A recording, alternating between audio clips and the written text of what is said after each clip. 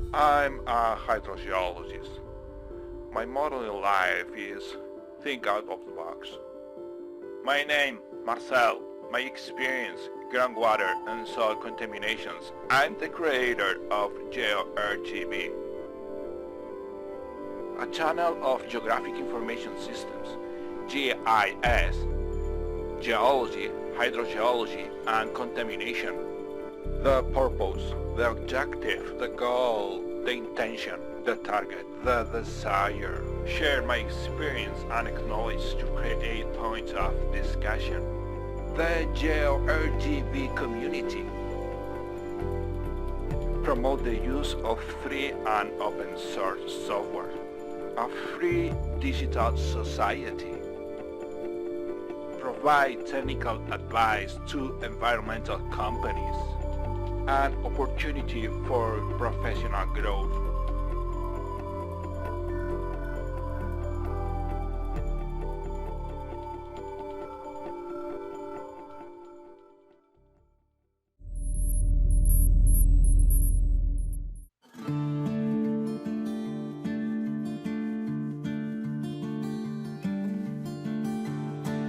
All rain on Burnaby. At 12:31 p.m. on July 24, 2007, an excavator accidentally ruptured a crude oil pipeline in Burnaby, British Columbia, Canada. The oil spread the area for approximately 25 minutes before the flow was stopped. Approximately 250,000 liters of crude oil was spilled. About 7,000 liters of oil entered the storm drain system and eventually reached the waters of Warren Island.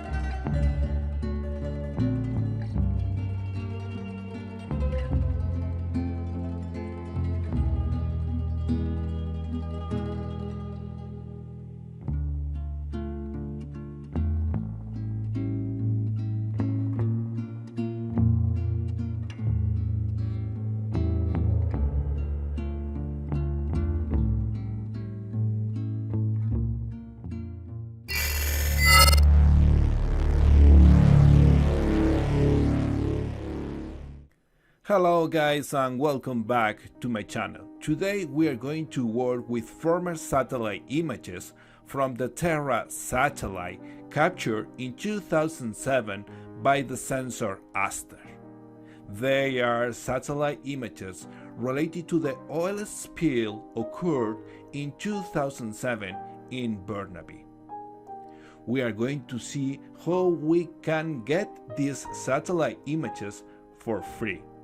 How we can process the images using an open source and free software. In this case, it's going to be Quantum GIS. And also, we are going to analyze the spectral signatures related to the oil spill. First, let's go to talk a little bit about the ASTER.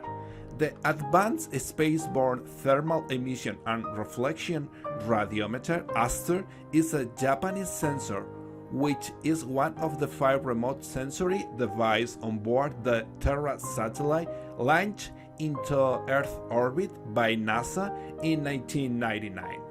The instrument has been collecting data since February 2000. ASTER provides high-resolution images of the planet Earth in 14 different bands of the electromagnetic spectrum, ranging from the visible to the thermal infrared light. The resolution of the images ranges between 15 and 90 meters. ASTER data are used to create detailed maps of the surface temperature of the land, emissivity, reflectance, and elevation.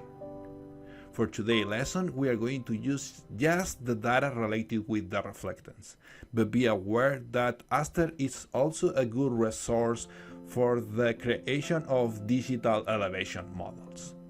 In April 2008, the SWIR detectors of ASTER began malfunction and were publicly declared non-operational by NASA in January 2009.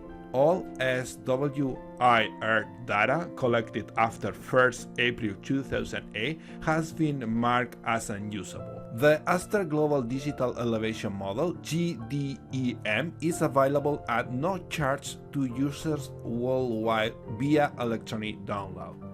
As of 2nd April 2016, the entire catalog of ASTER image data became publicly available online at no cost. It can be downloaded with a free register account from either NASA's Earth Data Search Delivery System or from the USGS Earth Explorer Delivery System. As we know already, the ASTER sensor has 14 different bands. Is these bands over here, and as you can see, the wavelength is increasing from band B1 to band 14, and we can divide the bands in 3 different groups according to the pixel resolution. Let's go to see. The first package is this one, where we have the shortest wavelengths and also the biggest pixel resolution. The second package is this one, and this package is known as a short wave infrared, and here we have the intermediate wavelength and the pixel resolution is 30 by 30. And the last package is this one, where we have the longest wavelengths, and it's known as a long wave infrared or thermal infrared, and the pixel resolution in this case is 90 by 90. As we know,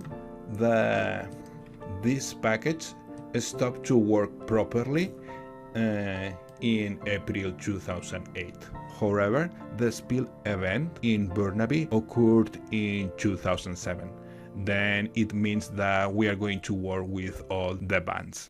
As I indicated previously, we have a couple of options to download the satellite images: the NASA's Earth Data Search Delivery System and also the USGS Earth Explorer Delivery System. We are going to use the second option. This is the USGS website. Then press the button Login, create a new account. I created already. Then sign in. And now we are going to use these tabs here to do the search. Then here at the first tab, we are going to leave the geocoder by default, feature GNIS. Then here we are going to put wall features, and here we are going to put the name of the city, that is Burnaby. Then show. And it's the first option, Burnaby, Canada. Then click on Burnaby, and this is our location. Then we're going to select the polygon. The investigated area is this area over here, and I'm going to make a polygon. Then just make a click, another click. There is one here. I would like to move over here, and also here. I can make even this one smaller just to be more accurate. This is approximately the interested area. Then the next step is to add the data range. Just go here, first month, day and year. As we know, the spill occurs in July 2007. We are going to add that range from 07 to 1st 2007, and here is going to be 07 30th 2007. Then here we are going to add just the July. And now about the other options, we are not going to do anything. We are going to leave like that. And now we are going to move to the next tab. And here we are going to add ASTER. And we are going to select the first option, ASTER level 1T. Then as you can see, it's already marked. And there are additional criteria that you can check if you want, but we are not going to do anything with this one. And then we can go to results. And what we get is just one satellite image. And the good thing about this image is that this image was took one day after the spill. The spill occurs on July 24th, and the image is from July 25. Now let's go to see some of these items here at the bottom. The first one show more or less what is the location of the satellite image, but that's not the exactly location. The exactly location is with the next icon. This one indicates where the satellite image is located exactly. Then we can make zoom. We can take this one out at the moment. Look for our location. Our location is over here, right? As you can see here, the red one, it's integrated inside the image. As you can see, when we add the other option, that's the important thing. Also, we can click on the image and the metadata is going to be loaded. We have some information here. As you can see, there are a lot of information.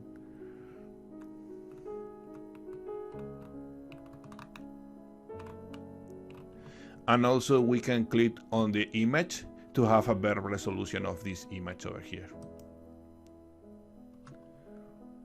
To download the image, just click this option over here and select a standard product. It's the first option. Then it's going to ask for the password again. Press OK.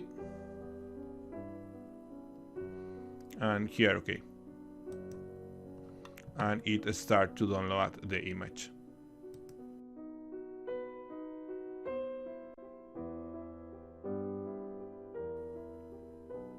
The image is already downloaded and now it's time to process it.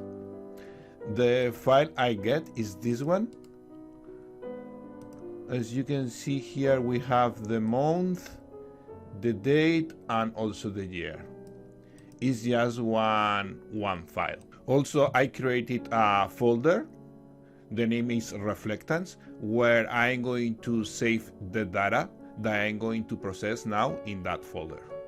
Then we have to go to Quantum GIS. That's the software we are going to use to process the satellite image, and we are going to use the plugin SCP, this plugin here.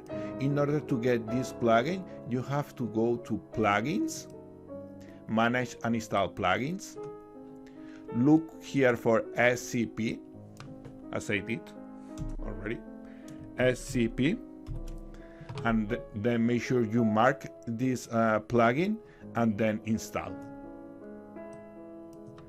Then when you have the plugin, go here and select the option processing, and it's going to be ASTER. Then select this icon over here, open file, look for your folder and then select the file, open, and as you can see, the bands are already added over here. Also the pixel resolution for each of the bands.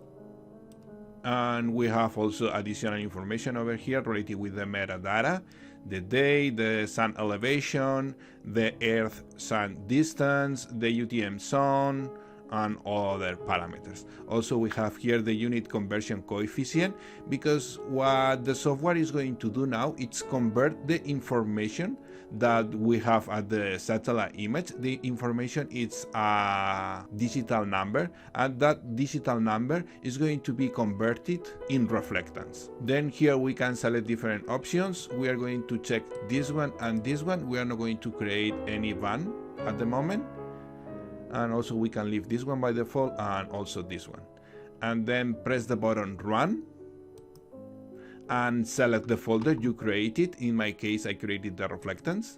Then select folder and leave the software to process the image. That one is going to take a little bit of time.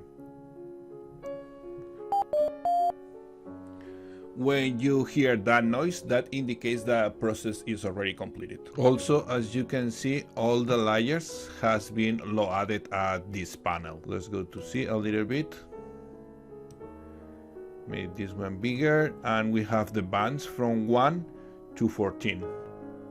Then we can take this one out, for example, and now we can visualize the bands independently. For example, band 14 is this one, band 1 is this one, and remember that these three bands, 1, 2, and 3, the pixel resolution is 15 meters. We are working now with these three bands, and the pixel resolution is 15 meters. For 4, 5, 6, 7, 8, and 9 is 30 meters. Okay. These ones, from this one to the number 9 to this one is 30 meters, and from this one to this one it's 90 meters, as you can see over here. And also here we can see the range of the reflectance for each band. For example, for the band 1, the reflectance go from this value to this value. And even if we make some zoom here, for example, to see the pixels, let me load the Google satellite image here and this one here. Let's go to our location. There is one mark here. Okay. Our location. It's over here. Right here. And now let's go to put on the top the first band, this one. And as you can see here, each pixel, it's 15 meters. That is very important.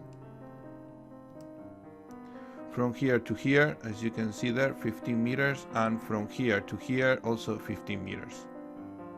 Okay, close. And that is going to happen for band 2 and also band 3. But what happened with band 4? If we change to band 4, now the pixel resolution changed, because here the pixel resolution is 30 meters. We can calculate that one. From here to here we have 30 meters, and from here to here we have 30 meters. Okay, and also if we calculate it, for example, for band 13, now the pixel resolution is 90 meters. If we take this pixel, for example, from here to here, that's 90 meters, and from here to here it's 90 meters. Okay, it says 89 and 91 because I did approximately, but it's 90 by 90. Close. Also, if we select this option here, identify features, and we click on a pixel, we are going to see the reflectance value. For example, in this case, you can see 0.053 for this pixel is changing, and we can do that one also with other different bands. For example, for band 1, if you press here, you can see the values for the reflectance for each pixel. I would like to show you what kind of file we get inside this folder, reflectance. That's all the bands. As you can see, this is a raster images and it's a TIFF file. It means that the image, it's a georeference. And if you want to open this one without Quantum GIS, you can use this software. This is a free software that you can download it without paying anything. Then double click here and you can open the image, but it takes a little bit of time. That's the image, and then you can be zoom whatever you want.